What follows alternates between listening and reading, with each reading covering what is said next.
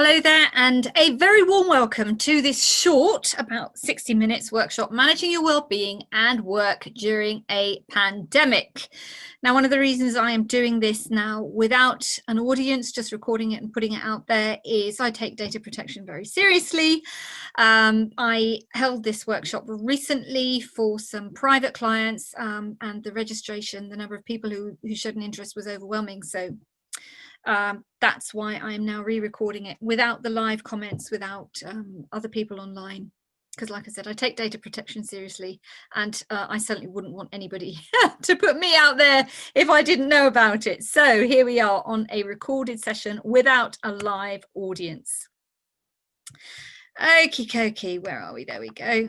Where's the button? There's a button. So working during a pandemic. Yes. Now, a few months ago, it was new, it was different. There were quite a few people enjoying working from home, spending more time with their family and all the rest of it. But it is starting to get very tiring for a lot of people. In particular, I've had people come to me saying that they're just managing this change process so badly. It's not even badly, it's just not knowing what the next day is going to throw at you. So they're checking their emails late at night, they're staying up and until midnight. Have I got everything in place? What's happening tomorrow?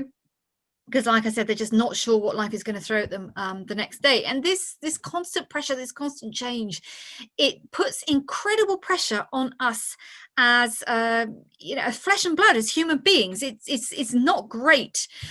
Something else that we've all seen is that our priorities have changed. What's important, what's not important, because it's no longer just about paying the bills, although of course that's important. You want to keep your family safe, secure, have a roof over your head, make sure that your children are all right. But we're talking about health and safety. We're talking about actually protecting your life and the lives of others. And when you look at it in that perspective, something that I've got elderly parents living with me, going out shopping for me now, even if it's just food shopping, I don't just go food shopping anymore. It's planned at a specific time with a specific list, a face mask, gloves, put on my clothes. I go out, I come home, I take those clothes, I change my clothes, all this stuff that we're doing differently, because like I said, it's not just about us anymore. It's protecting others' lives as well. And like I said, we're not used to living in this type of environment. We're not used to living in this type of a situation. And if you're the type of person who keeps telling yourself, oh, pull yourself together, it's all going to be fine and all the rest of it, if you're not actually acknowledging or allowing yourself to manage your emotional states, then things can potentially go horribly wrong. So before we begin in earnest, please ensure that your telephone is potentially turned off. If it's not turned off, please at least put it on silent. I know what I'm like when I'm just watching a couple of videos or whatever, and an email comes in. Oh, just answer this quickly. And then you have to rewind because you've missed a whole bit. So entirely up to you, of course. But I would encourage you to switch off your telephone and other programs so that nothing is interfering in your audio-visual experience. So we're going to be talking about managing your well-being, managing your work, and what's next. I'm going to give you some very practical tools, completely free, that could help you feel better if you decide to use them. If you don't decide to use them, they won't make you feel better. As simple as that. So why am I even talking about this? Who am I? Why am I even qualified to talk to you about this? Well, my name is Gwyneth, and I spent more than 20 years, almost 25 years actually, working in international organizations, working for the United Nations, the OSCE. I've always wanted to make the world a better place. I always wanted to save the world, found out very quickly I couldn't do that. But it's always been about helping other people. And one of the things I know, particularly people working in an international environment, or if you're that type of person who is working much later than everybody else, or if you are the person who is running around trying to make other people's lives better, trying to help other people all the time, you've got a big heart, no question. But the issue is, what about you? Because when you are giving, it's very difficult then to take back. And so something else I'm seeing right now is that, people just don't know how to ask for help, and it's getting them into trouble. When I lost my job in 2011, I spent the best part of 2 years not really knowing what I wanted to do, did a couple of workshops, didn't charge very much for them, didn't really give myself the value that I was giving to others, because I was so used to just giving, working in a not-for-profit sector. It's all about, helping, alleviating poverty, bringing reconciliation to conflict areas, and all those types of things. And it's then very difficult to say, well, actually, I want to do this because I love doing this. So I found out about coaching, and then I trained and qualified as a coach. I set up my business in 2013. In between times, I've written a couple of books. I love training. I love speaking to people. I love human beings. I'm not a technical person. I never did. I mean, human rights and law and all of those things, of course, they're important to me, but I leave those up to the experts. My expertise is human beings managing themselves so that they can better manage their working relationships.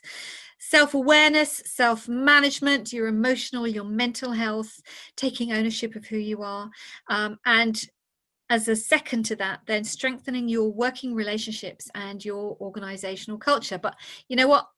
The most important thing is I learned about working from home the hard way, because back in February, I had a nice little contracts lined up, and, to right through to now, people were already asking me, can we get something planned? Can we get something in the diary, the calendar for the second part of the year? And last year, for the past few years, I've been traveling all over the world, delivering workshops to people on emotional intelligence, managing change, managing themselves, building their strong working relationships in the team, all that stuff. And in March this year, it was just all cancelled. Okay, people, I'm not sure what's going to happen. We'll get back to you and all the rest of it. And at that point, I was still like, yeah, sure, okay, fine, no problem, because I knew that I could deliver all this stuff online as well. But encouraging other people to work with me online has been like getting blood out of a stone. It has been very, very difficult. And to date, even though it's 7 months now, I've only worked with 3 organizations where they've actually said, yes, we still want to do this. And if you are a purse holder, if you are holding the purse strings and you're in charge of training, please do think potentially about how you could still be supporting your colleagues before the end of the year. Because although the technical stuff, like I said, it is important, there's no question about that. But right now, the message I'm getting loud and clear is that people want to feel better. They want to kind of feel secure. They want to feel happier about what's going on. They just want to know that somebody cares about them, that their future is potentially secure. They just want answers. So let's talk a little bit about managing your well-being. Because as I briefly mentioned, there is a tendency to say, pull yourself together, don't be so stupid, you're better than that. Not wanting to show other people that you're not feeling great, potentially working from home, like I said, working even longer hours to justify your salary because you feel guilty that you're working from home, you're not in the office, and all of this negative chit-chat rubbish that we tell people. Something I did for a long time, I've got to be on my laptop, got to be doing this just in case somebody writes me an email. I'm always here, got to answer everything very, very quickly. And in between times, what I always say to myself is energy first, action second. So what is the energy part of this? The energy of this is your heart, is your well-being, is your emotional state, is how you feel about yourself, is you allowing you to be who you are instead of trying to tell yourself, pull yourself together. Other people are much worse off. That's another one. Other people are much worse off than I am, so I can't feel like this. Other people may be worse off than you, but if you're feeling rubbish, you pretending to feel better isn't going to help other people feel better. So it's important to kind of find a balance between this IQ, this logic, this brilliant, person that you are, this expertise, the stuff that keeps you working, and your heart, which is much more your emotional intelligence. And stop putting that mask on and pretending to people that you are fine and you've got this and it's going to be fine, and making a joke about things. Now, if you feel those things, then absolutely fine. But if you are putting a mask on, stop it. So the first part of this is to establish your personal boundaries. And this is an exercise I love doing with people. They don't love me so much when I show it to them first and foremost. But when I talk about your boundaries, it's really, really important to have those boundaries in place, because if you keep giving, if you are the type of person running around wanting to solve everybody's problems, you end up wearing yourself out. So number one, evaluate your working relationships.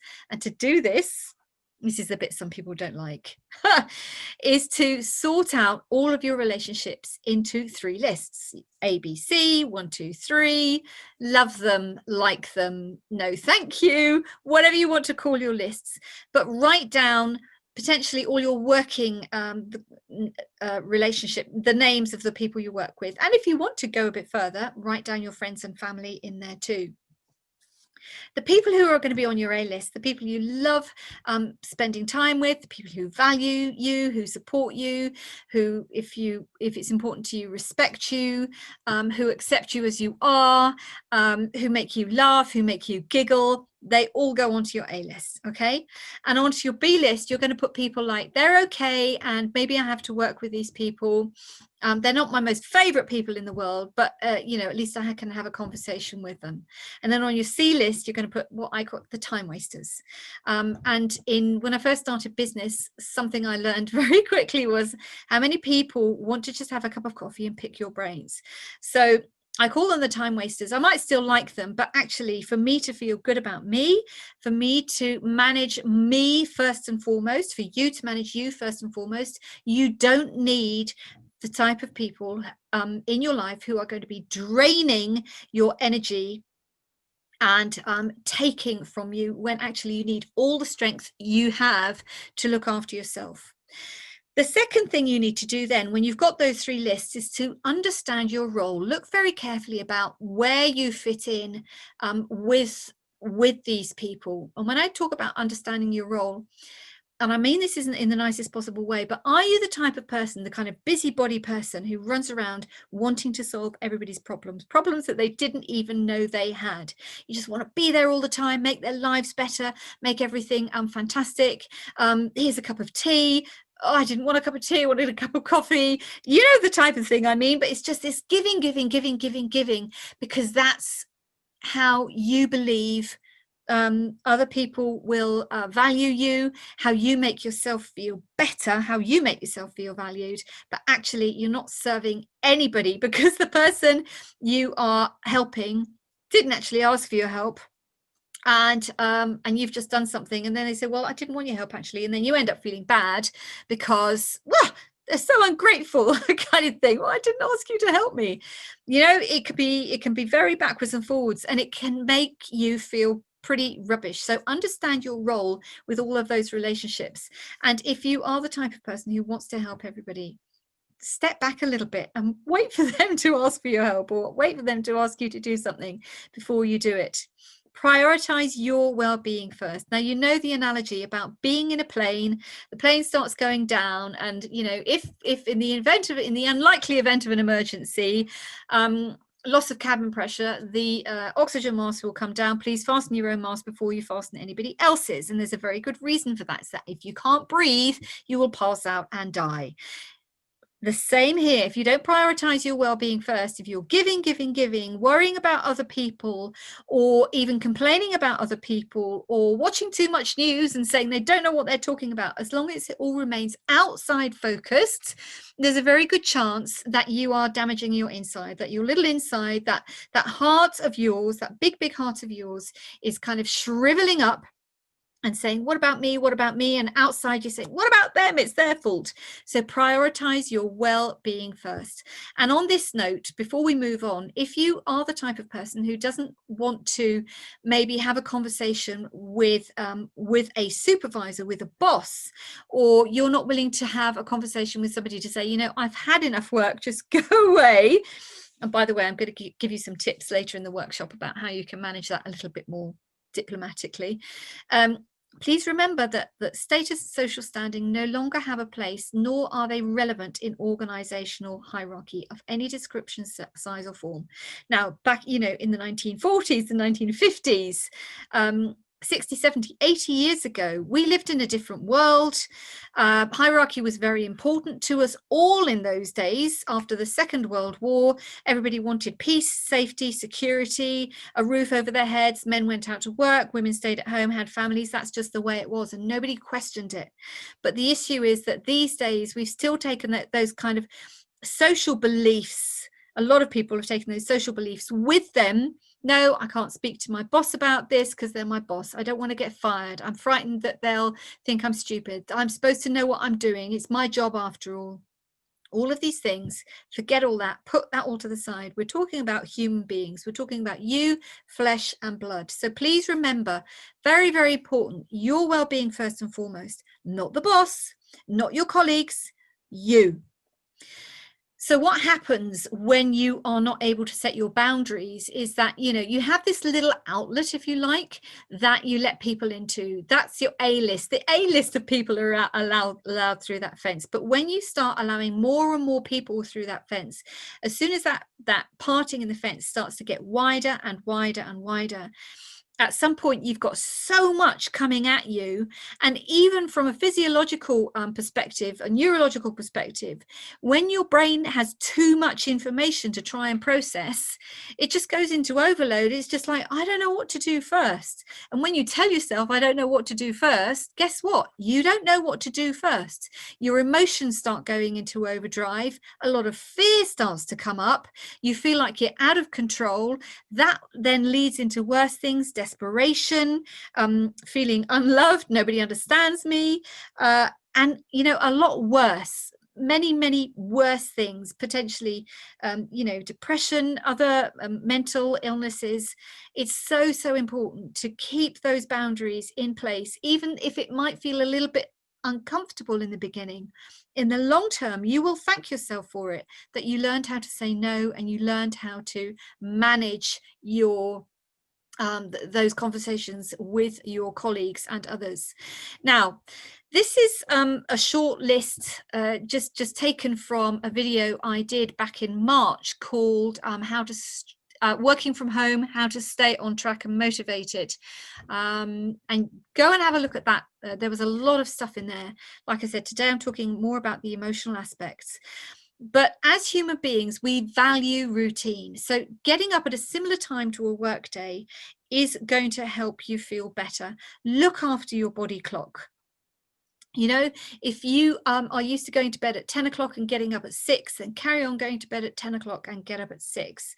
Getting dressed in the morning also can have a huge impact on how you feel about yourself. If you're wandering around in your tracksuit bottoms or a t-shirt or your pajamas or whatever, you're actually telling your brain that you're kind of in fluffy mode or relaxing mode or whatever, and then it's very difficult to work. And if you're doing that every single day, you're creating new neurological pathways in your brain, you're creating new routines, and you're going to find it difficult to get back into the working routine when that day comes.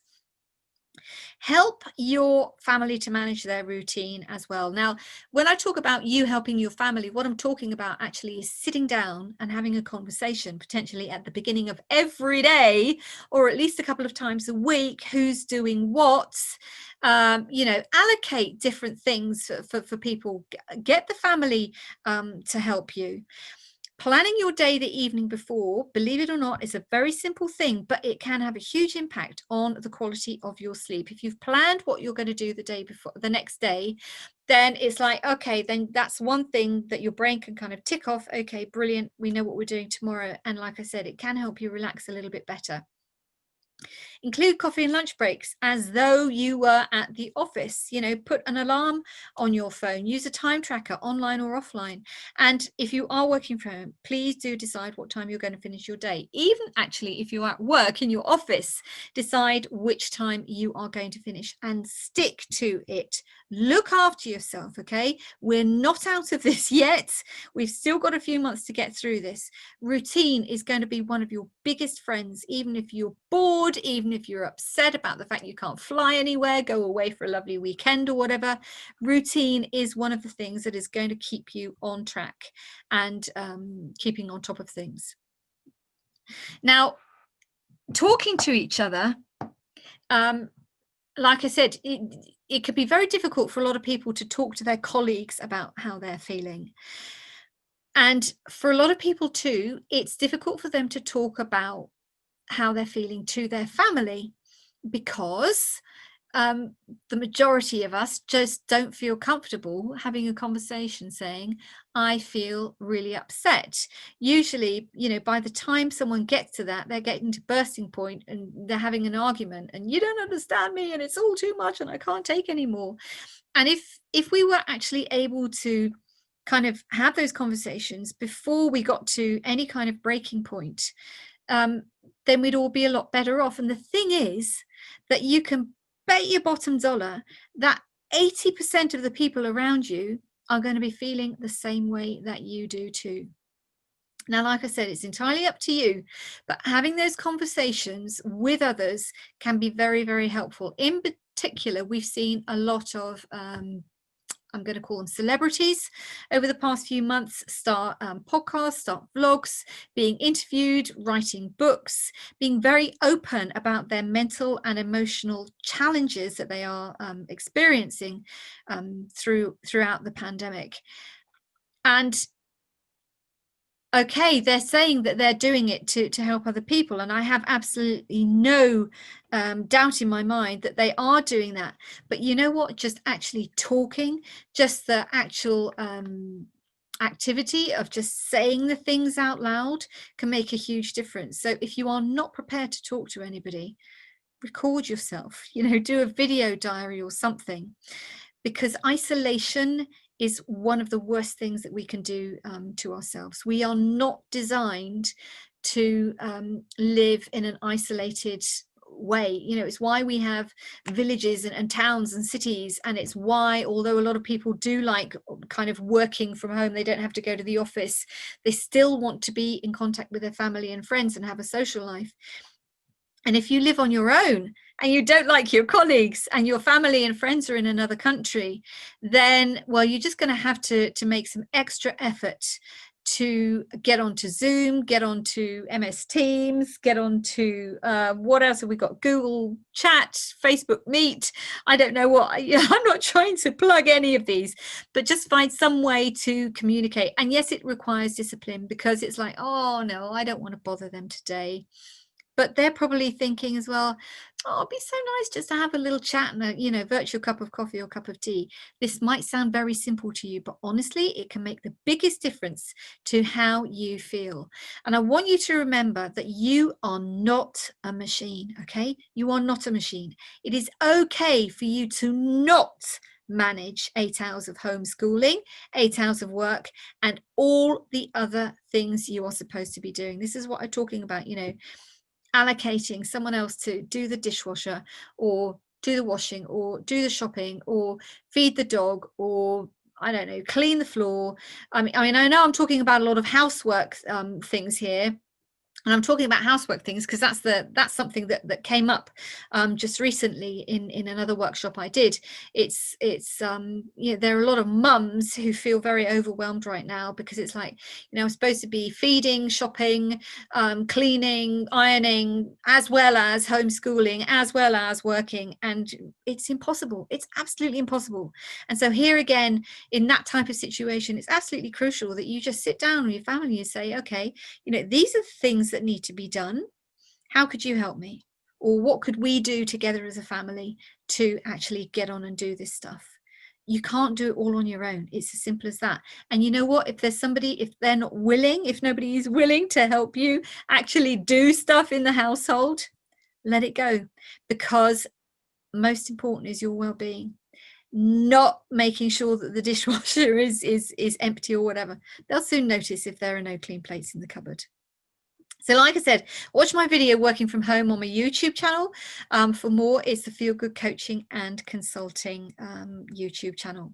So number 2, managing your work. It doesn't matter if you are at home or if you are in your office, your home office or your office, but having a clear workspace is also, I mean, it might seem a very simple thing as well, but you have to understand that when your eyes see things, Well, it's not your eyes, actually, it's your brain interpreting the information.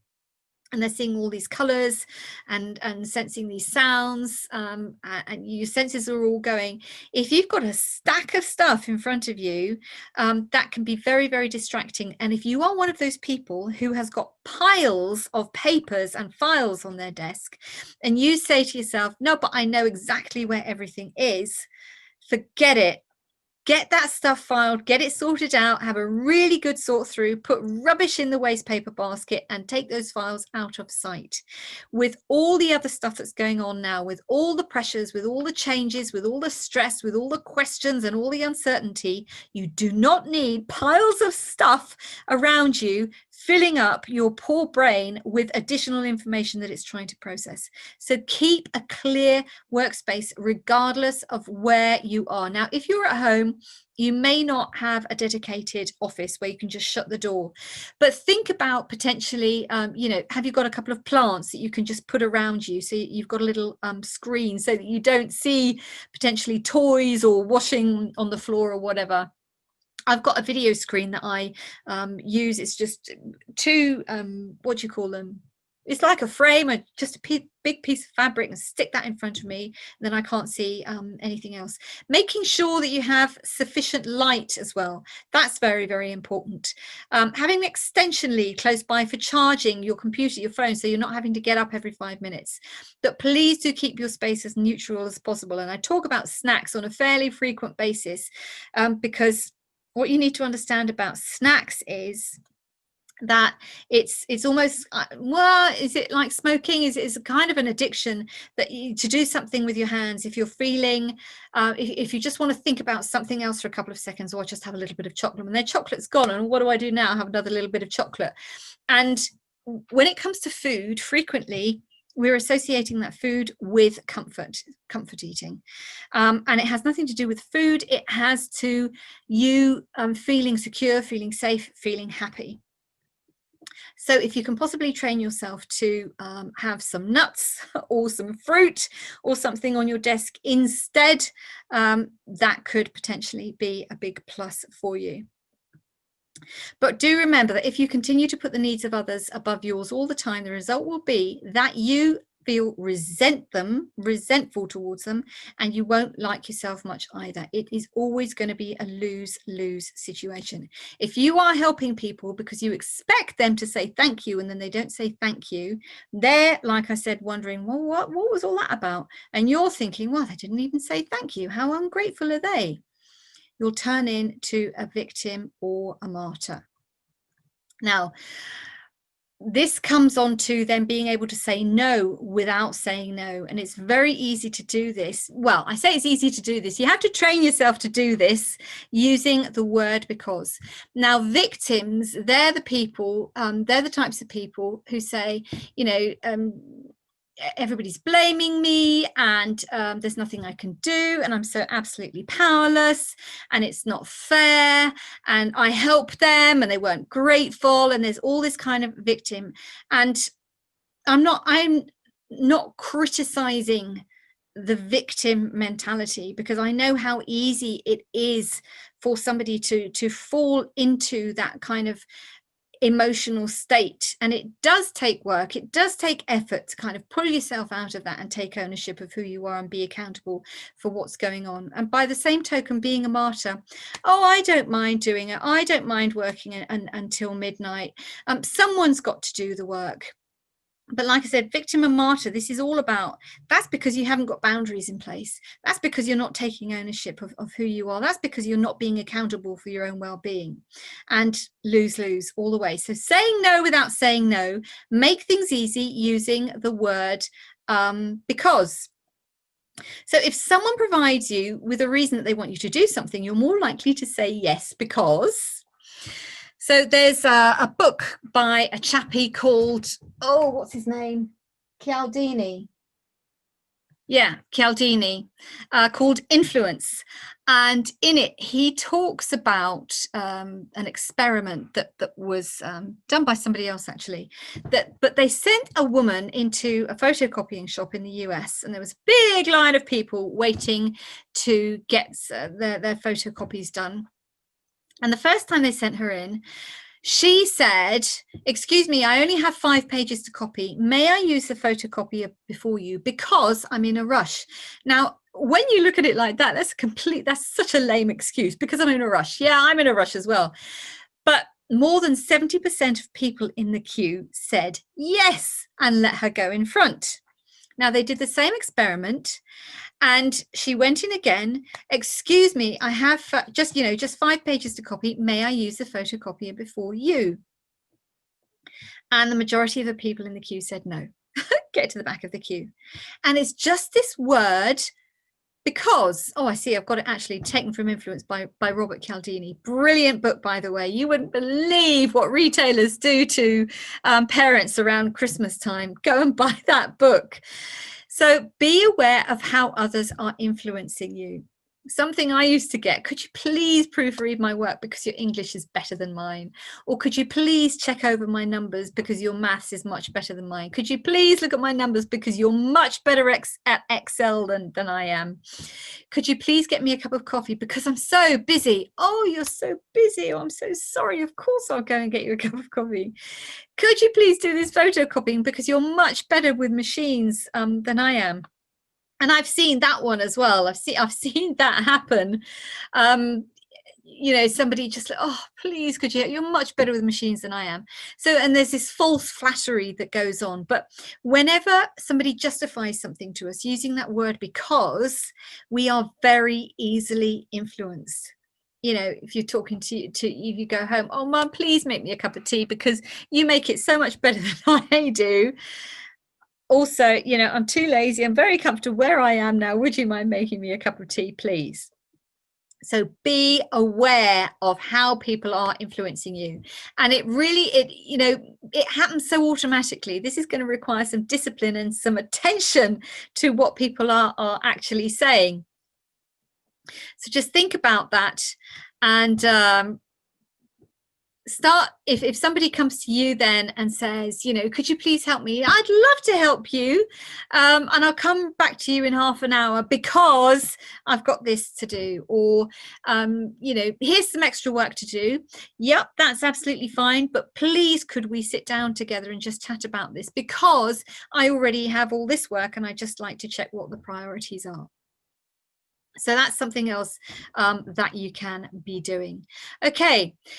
Now, when it comes to toxic co-workers,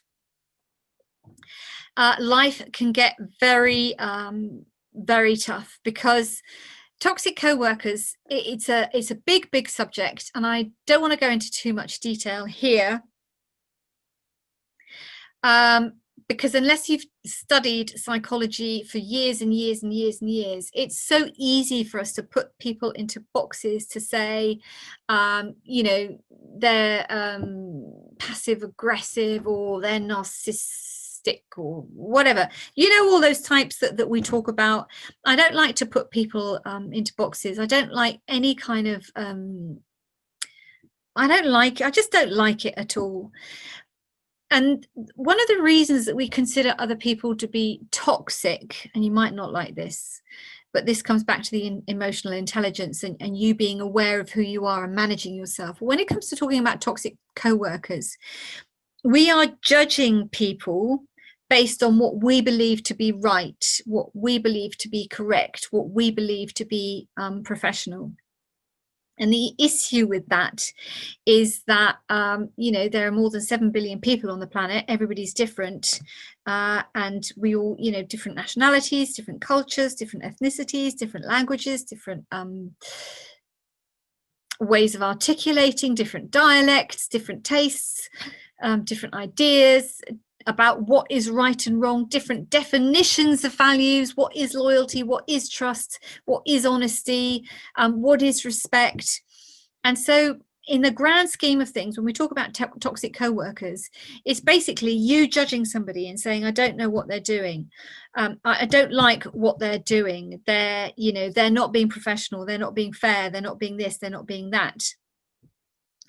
And I've never actually met anybody who went out of their way in the mornings, who went out of their way to be mean or to be horrible to other people. I've never met anybody who's actually said, yeah, okay, I get up every morning and I just want to go into work. I just want to make everybody's life as difficult as I possibly can.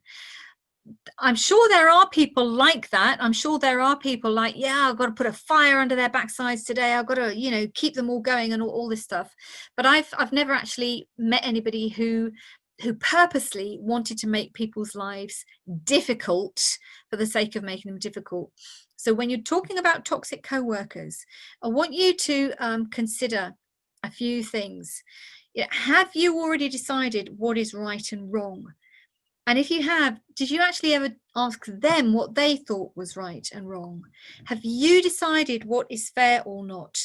I have so many conversations with people about, you know, it's not fair, particularly when it comes to job interviews, job decisions. It's not fair. I was better qualified than they were.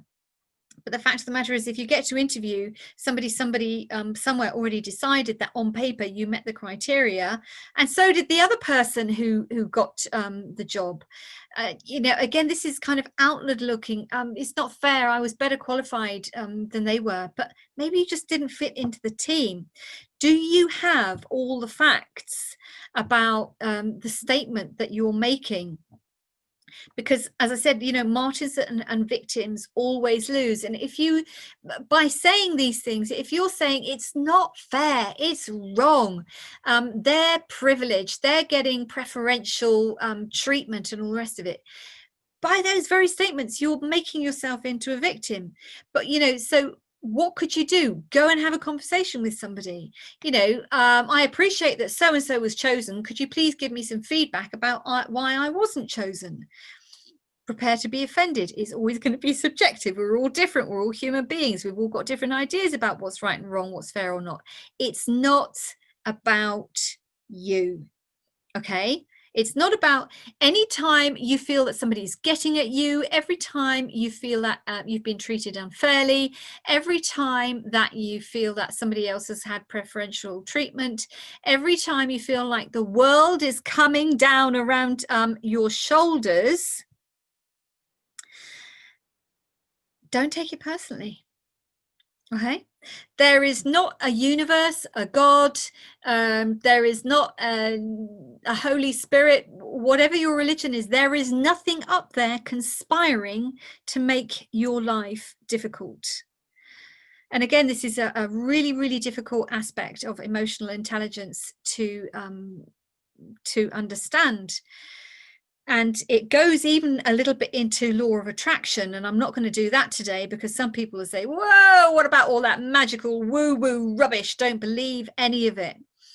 But the fact of the matter is that you choose how you respond. You choose how to react to people's decisions, people's comments, people's communications with you. They're not making you respond in a certain way. So any pressure, any stress you feel through the pandemic as well, the pandemic is not making you feel stress and pressure.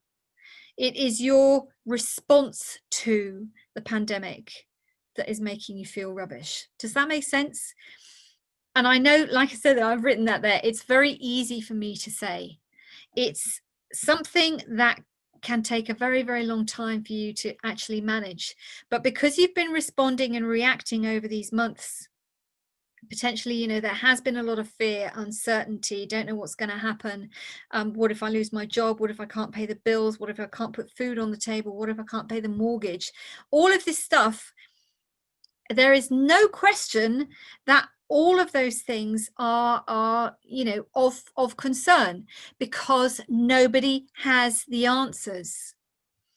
But there is a huge difference between you judging the situation and saying, it's unfair, I've been there for 30 years, they should have paid me more redundancy. There's a big difference between all that stuff and you turning around and saying, okay, this is rubbish, I am afraid, I am uncertain, I'm going to ask for help, I'm going to do something about it. And there is a huge difference in those two ways of feeling.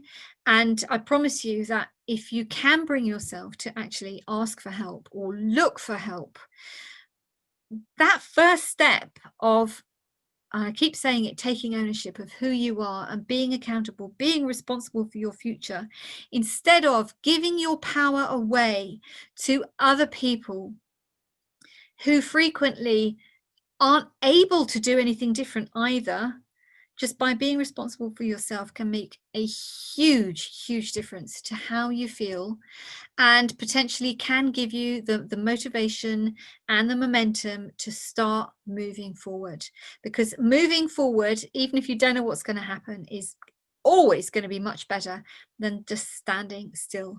You know, I mean, I talk about this and I say it's easy for me to say, but it took me, it was those 2 years between 2011 and 2013 where I was that person waking up at 2:30 in the middle of the night thinking, how am I going to do this? How am I going to pay my bills? I don't know what to do. And going down this spiral. And even now in March, when my income was just completely gone, and I was just looking today. I don't actually know how I've managed to get through to October. It's been horrible, but I do know that if I keep looking backwards, at some point I will crash. I have to keep looking forward. So, you know, that saying that says something along the lines of, you know, if you keep looking in the rear view mirror, you keep looking at the cars behind you, at some point you're going to crash because you don't see what's coming up in front of you. So keep looking forwards. Now, what else can you actually do? What's next? I've talked about you taking ownership of your well-being. That analogy of the oxygen mask coming down in the plane, setting your boundaries, learning how to say no to people, and understanding it is not a sign of weakness to ask for help. You may not feel comfortable asking your family and friends or your colleagues for help. That's fine. There are a lot of other people out there who can potentially help you. There are so many Facebook groups, LinkedIn groups, on social media, hotlines, so many places that you can go to anonymously and speak to other people who feel the same that you. And if nothing else, just give yourself a sense of, you know, you are not alone. You are not in isolation.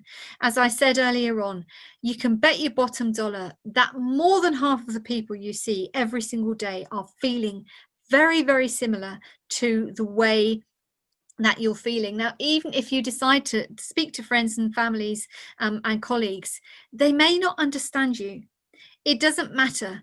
Tell them, I don't need you to understand me. I don't need you to give advice. I just need you to listen to me.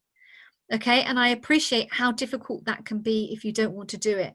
Having worked in organizations that was, were helping others, serving others for a very long time, I find it still now, I find it very difficult to ask people for help, because I've just been helping others. You know, who am I to ask for help when other people are worse off than me? Who am I to, you know, want to crawl under the duvet with a cup of cocoa?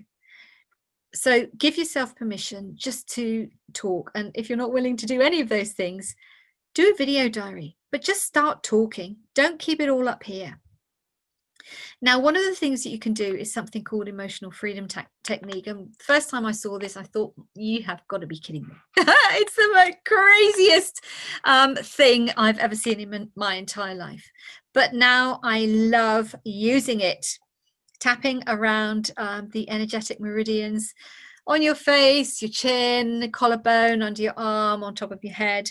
And if you're a sports fan and you've been watching a lot of sport on television now that you aren't able to go and see it live, you may see now and again, you may see rugby players, football players, you'll sometimes just see them tapping their collarbone for a couple of taps, and that's what they're doing. It's EFT. It's instead of resisting the emotion, because you have to think about when you resist an emotion, like if you put a cork in water, you're trying to keep it down and keep it down and keep it down and keep it down, it keeps coming up, and the further you push it down, at some time it just goes whoosh.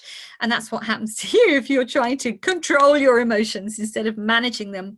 So EFT helps you to acknowledge your emotions and then just kind of release the stress that's in your body, that release the pressure that you are feeling, so you just feel better. Some people describe it like being acupuncture without the needles. And somebody I can totally recommend, if you're not sure about this, go and look up Brad Yates on YouTube, because he's got loads and loads of videos about EFT. Tap along with Brad.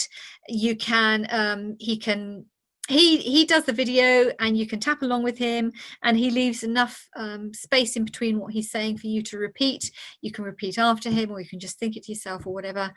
Just start off with a couple of really easy videos. But if you tap in Brad Yates on YouTube, plus the emotion that you're feeling, fear, anxiety, upset, anger, whatever it is you're feeling, you will find a video there. And like I said, the first time I saw this, I thought, you've got to be kidding me, bonkers. But after 5 or 6 times, I really did. I felt the physical release of just not being tense all the time. So go and give it a go. What else can you do? Meditation. This is no longer about sitting cross-legged with your hands for 60 minutes saying Om. Again, on YouTube, you can go and find some meditation music. Just breathe in and out. Just focus on your breath, even if you just do it for 5, 10 or 15 minutes. First thing in the morning, after you wake up, or after you've taken the dog for a walk, which is what I do, because otherwise I can't meditate, because otherwise you'll be off. But just bringing the oxygen into your brain. And I talk about breathing exercises as well, because even if you don't meditate, what you need to understand about managing your well-being here is that your brain needs oxygen, it needs water, and it needs protein. And anytime you get stressed or worried or uncertain or afraid or upset or any of those negative things, well, even when you get excited and happy as well, you tend to take in a lot more breath than you're actually letting out. Now, I don't know if you've ever seen a small child do this, but you may have even done it yourself as a child. I think I probably did. But when a child, if they've fallen over, or if they just hurt themselves, it's a big shock, and it's like,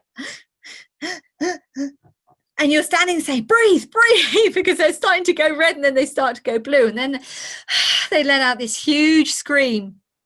Well, as a child, that is a very clear demonstration of what you are doing to your body when you get stressed. And if you allow that to happen over time, you do start to feel confused. You do start to feel as though you just got fluff between your ears. So anything that allows you to regulate your breathing, you're going to be doing yourself a huge favor. And because we tend to breathe in and out, well, we don't even notice that we're doing it, right? So if you're doing a breathing exercise, just try breathing in for the count of 3 and breathing out for the count of 5. Okay, and just see how you feel. The same with meditation. Focus on a clock ticking, or on your breathing, or whatever. But like I said, what's the app? Headspace, I think it's called. There's so much stuff out there. You don't have to be an expert. You don't have to get special gear to wear or sit on the floor or whatever. You could just sit on a chair, sit on your bed, whatever. But the very act of bringing more oxygen into your brain and allowing that oxygen as well to flow through your body is going to make you feel so much better very quickly. I've already talked about tapping. Journaling, this is something else. Some people, they write entire diaries. Now, there are 2 things that you can do with journaling, and I use both of them. The second method I find a lot better. The first method is to write down how you're feeling. I'm angry, I'm upset, and just, get it all out onto paper. You can burn it, you can flush it down the toilet. Well, maybe not down the toilet, because that's not very eco-friendly. Eat it, I don't know, shred it, whatever, or keep it in a journal. But there's a second type of journaling that I absolutely love, because it instantly lifts the spirit, and that is to just say, you know, I'm so thankful that the electricity works. I'm so thankful that I can do my work online. I'm so thankful for the fresh air, being able to take the dog for a walk. And some people might call this gratitude, but I'm always a little bit wary about being grateful for something, because with grateful there's almost something attached to that's I should be grateful. But if I say I'm thankful, it means, you know, I appreciate having these things in my life. And you can even go a step further, saying, you know, I appreciate all the fabulous things that happen in my life every day. Get very general. And I know it sounds simplistic, and maybe you're saying, yeah, but it's not how things are, Gwyneth. But honestly, if you do that before you go to sleep every night, then again, if you go to sleep with a smile on your face, you will wake up with a smile on your face. Basically, do whatever it takes. Everybody's different, but those are some examples of things I know to work. They're free. They take some time. They take some discipline. You have to want to do them. You have to set an intention to actually feel better, not think yourself better, but just because, you know, I'll get through this, that kind of hard will, it's not enough on its own. You need to allow the emotion to actually come into your body so that you feel better. You don't just think better. So, okay, that was a little bit shorter than I had anticipated, but we talked about managing your well-being. Remember, you are not a machine, okay? It's okay for you to not do everything. Managing your work, setting those boundaries, learning how to say no without saying no by using the word because. I'd love to help you. Yes, I can get that finished, but could we sit down, or could we have a chat about, because I've got these other priorities, and I'd like to know which of these you need first. And also talked about your options for actually feeling better, not thinking, not pull yourself together, not there are other people worse off than me, not I've got to save other people, not I've got to be a martyr or a victim to feel better about myself. No, none of that rubbish. Putting yourself first, looking after your well-being first, putting your oxygen mask on first. Okay, meditation, breathing, journaling, tapping, whatever it takes to help you feel good. Now, if you'd like to stay in touch, you can find me on Facebook. I'm Gwyneth L, or LinkedIn, Gwyneth Lether-Barrett, or YouTube, Feel Good Coaching and Consulting. In between times, I specialize in helping women entrepreneurs who want financial freedom to find what it is that makes them feel good, so that their clients feel good, so that 2021 is going to be a lucrative and successful year for them.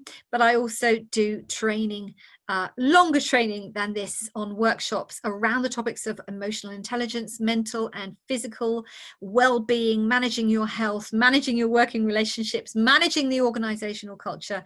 And if you would like to get in touch, please do. I'd love to hear from you. Remember, if you enjoyed this video, I put out several videos a week. Fabulous Feel Good Friday every week is always about mindset and you feeling good. So, you know, click on the subscribe button, and remember also to click on the little bell icon so that you get a reminder, so that you get an email potentially wherever it is that you get your reminders about a new video going online. In between times, stay safe, stay healthy, keep washing your hands, keep up the social distancing, stay fabulous. Loads of love, and bye for now.